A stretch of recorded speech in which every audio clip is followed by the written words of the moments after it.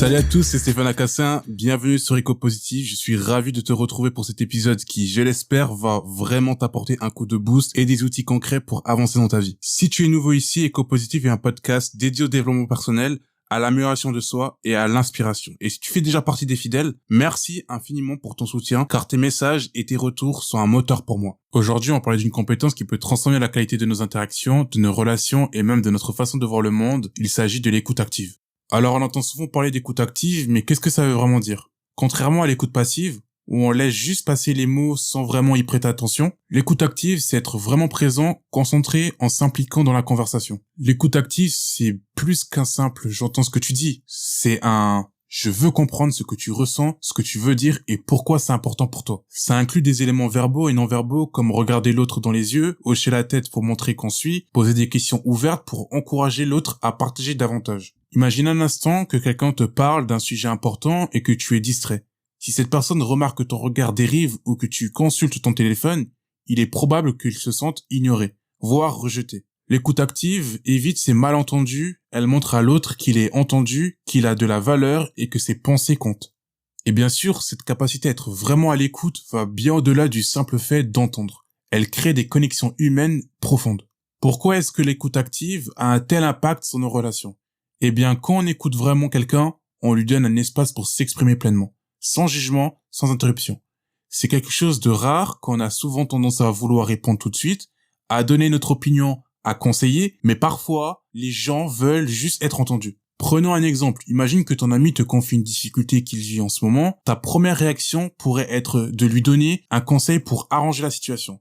Mais si tu prends le temps de l'écouter sans essayer de le réparer, tu lui offres en réalité un espace précieux pour s'exprimer et souvent, cela suffit qu'il commence à voir les choses plus clairement. Quand on écoute activement, on construit une relation basée sur la confiance et le respect. Et ce n'est pas uniquement bénéfique pour les relations amicales ou amoureuses. Ça marche aussi dans les relations professionnelles et familiales. L'écoute active réduit les conflits, clarifie les malentendus et permet de renforcer des liens. Et pour rendre cette écoute active possible, il y a des techniques spécifiques que chacun de nous peut apprendre. Si tu te demandes comment mettre en pratique l'écoute active, pas de panique. Il existe des techniques simples mais puissantes. Voyons quelques-unes des plus efficaces. Premièrement, le contact visuel. Car le regard est essentiel pour montrer à l'autre qu'on est là, qu'on lui prête attention. Mais attention, pas question de fixer de manière insistante. Trouver un juste milieu en gardant un contact visuel naturel est idéal. Deuxièmement, les signaux non verbaux. Un hochement de tête, un léger sourire ou une inclinaison de la tête en avant sans autant de signes qui montrent à l'autre qu'on est attentif. Ces petits gestes encouragent la personne à continuer à se sentir à l'aise dans la conversation. Troisièmement, les reformulations. Cela consiste à répéter ce que l'autre vient de dire, mais dans ses propres mots. Par exemple, si tu lui dis « si je comprends bien, voilà ». Ça, par exemple, c'est une manière de reformuler les choses et elle permet à la personne de voir qu'elle est bien comprise. Elle a même parfois un effet thérapeutique en l'aidant à mieux s'exprimer. Et pour finir, poser des questions ouvertes. Au lieu de poser des questions fermées auxquelles on peut répondre par un simple oui ou non, essaie des questions ouvertes. Par exemple, qu'est-ce que ça t'a fait ressentir? Ou comment tu vois la suite des choses? Ce sont des questions qui montrent ton intérêt sincère et encouragent l'autre à se livrer plus en profondeur. Je suis persuadé que beaucoup de gens connaissent ces techniques, mais malheureusement, beaucoup ne les utilisent pas correctement. Chaque technique a son rôle. Mais l'idée clé est d'entrer dans une écoute active sans juger ni interrompre. Ça paraît simple, mais c'est un vrai exercice de patience et d'empathie. Maintenant, parlons des obstacles courants qui nous empêchent d'écouter activement et comment les surmonter. Même avec la meilleure des intentions, on rencontre parfois des obstacles qui empêchent une écoute vraiment active. Parmi ces obstacles, on retrouve notamment les distractions avec les notifications, les emails et autres sollicitations. Il est facile de perdre le fil. Pour éviter ça, essaie de mettre ton téléphone en mode silencieux ou de le poser hors de vue quand tu es en conversation. La présence complète, sans distraction, est un cadeau rare et précieux. Il y a également le désir de répondre ou de conseiller immédiatement. Souvent, on écoute l'autre en pensant déjà à ce qu'on va dire ensuite. Pour pratiquer une écoute active, essaie de suspendre ce réflexe. Rappelle-toi que ton rôle est d'abord d'être là, d'écouter pleinement. Le moment d'apporter des conseils peut venir après, si c'est nécessaire. Et pour finir, il y a les préjugés et jugements intérieurs. Parfois, on écoute en ayant déjà une idée préconçue ou un jugement sur ce que l'autre va dire. Ces pensées internes peuvent nous empêcher de vraiment comprendre. Une bonne manière de les dépasser est de se dire « je vais écouter sans me faire d'opinion ». En adoptant cette posture, on devient un meilleur auditeur. En gardant à l'esprit ces pièges, on peut progressivement les éviter pour cultiver une écoute bienveillante et ouverte. Et alors, quels sont les bénéfices concrets de cette pratique pour notre vie quotidienne? L'écoute active apporte des bénéfices immédiats dans notre vie personnelle et professionnelle. Voici quelques-uns des effets positifs les plus marquants. Dans un premier temps, le renforcement des relations.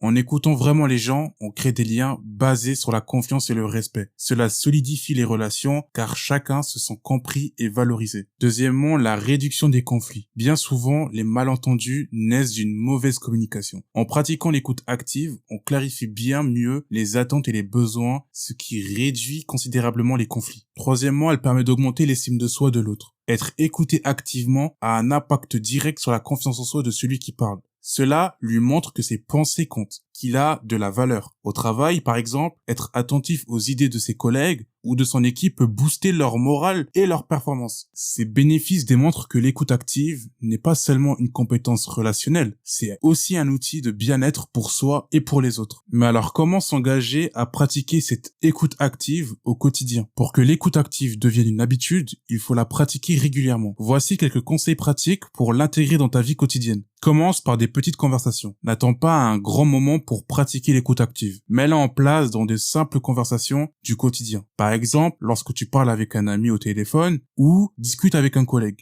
Ensuite, sois patient avec toi-même. L'écoute active demande de la pratique et il est normal de ne pas y arriver parfaitement du premier coup. Sois indulgent et continue d'essayer un pas à la fois. Troisième conseil que je pourrais te conseiller, c'est fixe-toi des intentions d'écoute. Avant chaque conversation, fixe-toi une intention simple, comme je vais écouter sans interrompre ou je vais essayer de comprendre ses émotions. Cela peut sembler basique, mais cette intention initiale t'aide à rester concentré et présent. Dernier conseil, c'est d'éviter les multitâches. En écoutant activement, fais de cette écoute ta seule activité. Résiste à l'envie de faire plusieurs choses à la fois, même s'il s'agit de quelque chose de simple, comme vérifier ton téléphone ou répondre à un message. Cette concentration montre que tu accordes toute ton attention à l'autre, ce qui est particulièrement valorisant. En suivant ces conseils, tu peux progressivement faire de l'écoute active une compétence naturelle. Plus tu pratiques, plus cela devient instinctif, au point que tes proches et tes collègues ressentiront la différence. À présent, pour conclure, voyons comment cette compétence d'écoute active peut transformer non seulement nos relations, mais aussi notre propre vision de nous-mêmes.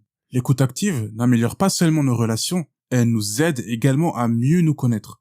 Quand on écoute sincèrement les autres, on développe notre propre sensibilité et on devient plus conscient de nos propres pensées, réactions et émotions. C'est comme si, en écoutant vraiment quelqu'un, on en apprenait aussi un peu plus sur nous-mêmes. Imagine que quelqu'un partage avec toi une expérience difficile. En l'écoutant sans juger, tu observes tes propres réactions. Est-ce que tu te sens impatient? As-tu tendance à vouloir conseiller tout de suite? Ce sont des indices sur ta façon de voir le monde et d'interagir avec les autres. L'écoute active devient alors un outil de développement personnel. Elle t'apprend la patience, l'empathie et même la pleine conscience, car tu es ancré dans le moment présent. Peu à peu, cette qualité d'écoute se traduit dans ton dialogue intérieur et t'aide à être plus bienveillant envers toi-même. En somme, l'écoute active, c'est un cadeau que l'on fait aux autres, mais aussi à soi-même. Pour conclure, j'aimerais te rappeler que l'écoute active, même si elle peut sembler difficile au début, est une compétence qui change profondément la qualité de nos interactions. En écoutant pleinement les autres, on montre qu'ils comptent, qu'ils ont de la valeur et qu'on est là pour eux. On se met dans une posture d'empathie, d'ouverture, et cela rend nos relations plus harmonieuses et plus riches. L'écoute active est un voyage, un apprentissage continu. Il n'y a pas de perfection, juste une progression. Même les petites améliorations, prendre quelques secondes avant de répondre, poser une question de plus, être présent sans jugement, font une différence énorme. Alors que ce soit avec un collègue, un ami ou un membre de ta famille, essaye aujourd'hui de mettre en pratique au moins un des conseils dont on a parlé. Vois ce que ça change dans la conversation, dans ta relation à l'autre et même dans ta perception de toi-même. Merci d'avoir écouté cet épisode d'Éco-Positif. J'espère qu'il t'a inspiré et donné des idées concrètes. Si cet épisode t'a plu, n'hésite pas à t'abonner sur Instagram ou Facebook pour ne rien manquer et pour m'aider à faire grandir la communauté d'Éco-Positif. Si tu as 2 petites minutes, ce serait top